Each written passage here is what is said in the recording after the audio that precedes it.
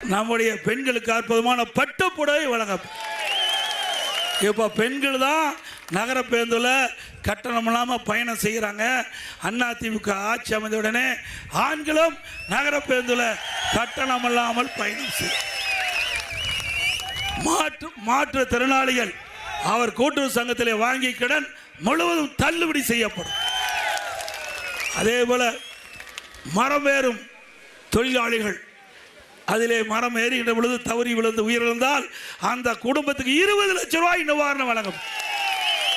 மரம் ஏறும் உபகரணங்கள் மரம் ஏறுகின்ற அந்த அவர்களுக்கு தேவையான உபகரணங்கள் விலை இல்லாமல் வழங்கப்படும். கட்டிட தொழிலாளர்கள் பணியில் இருக்கின்ற பொழுது தவறி விழுந்து கீழே உயிரிழந்தால் அந்த குடும்பத்துக்கு 25 லட்சம் ரூபாய் நிவாரணம். படுகாயமடைந்தால் 2 லட்சம் ரூபாய் கொடுக்கப்படும். அதோட இன்றைக்கு சிறு வியாபாரிகள் இன்றைக்கு நகரத்தில் இன்றைக்கு சாலை ஓரமாக வச்சு கூட்டு வங்கியில் கடன் வாங்கியிருக்கிறாங்க.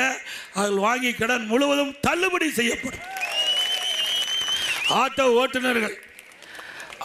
ஓட்டுநர்கள் அவர்கள் புதிதாக ஆட்டோ வாங்கினா அந்த ஆட்டோ ஓட்டுநர் சங்கத்தில் பதிவு செஞ்சிருந்தா புதிய ஆட்டோ வாங்கும்போது 75,000 ரூபாய் மானியம் வழங்கும். முதியோருக்கு வழங்கப்படுகின்ற ஓய்வூதியம் 2,000 ரூபாயாக உயர்த்தி வழங்கும்.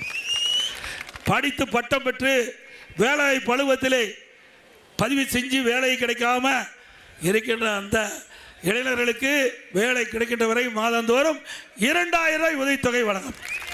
+2 வரை படித்தவர்களுக்கு 1000 ரூபாய் வழங்கப்படும்.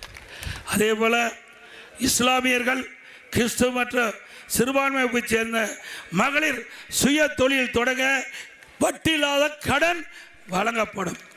இப்படி பல திட்டங்கள் அதிமுக ஆட்சியில் வழங்கப்படுவோடு இப்போ கேபிள் கட்டணம் செலுத்திட்டு இருக்கிறீங்க, அதை பாதியாக குறைக்கப்படும்.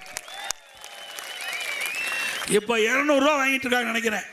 கேபிள் கட்டணம் 200 ரூபா, அதை 100 ரூபாயாக குறைக்கப்படும்.